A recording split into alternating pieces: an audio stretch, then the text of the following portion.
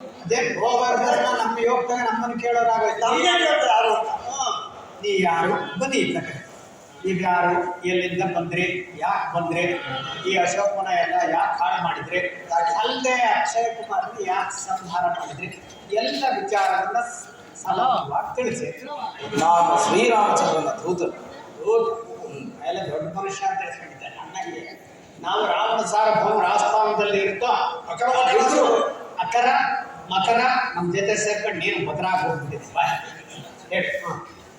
ಮತ್ತಿನ್ಯಾರಿರೋರು ಬರುಮಾಡಿರೋ ಯುದ್ಧ ಮಾಡ್ಬೇಕು. ಮತ್ತೆ ನಿಮ್ಮೆ ಏನೋ ಮೈ ಕಡ್ಸೋಗ್ಬಿಟ್ಟಿದೆ ಅಂತ ಕಾಣಿಸುತ್ತೆ. ನಾನು ಮೊದಲೇ ಹೇಳಿದ್ದೀನಿ, ಬೇಡ ಮಹಾನ್ ಪರಾಕ್ರಮಿ ಒಂದೇ ಏಟಿಂದ ಬರಮಾಡಿರೋ ನೋಡೋಣ. ಯುವರಾಜ ಕಂಠೀರವ ಜೈ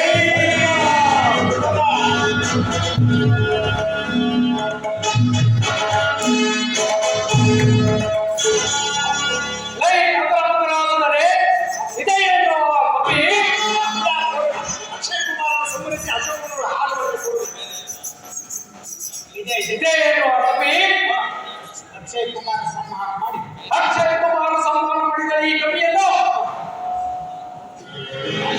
ಅಶೋಕನ ಎಲ್ಲ ಹಾಳು ಮಾಡಾಕ್ತಿದೆ. ನಮ್ಮನ್ನು ತಿಂದು ಕೊಡೋದಲ್ಲ, ನಾನು ಬದುಕಲು ಉಳಿತ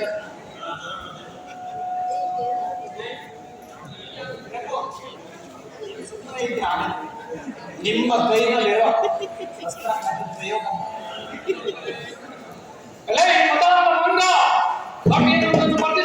ಸಂಬರಿತ ಮಾತ್ರಕ್ಕೆ ನಿನ್ನ ಹರಕೆ ಬಲವಾಯಿತು.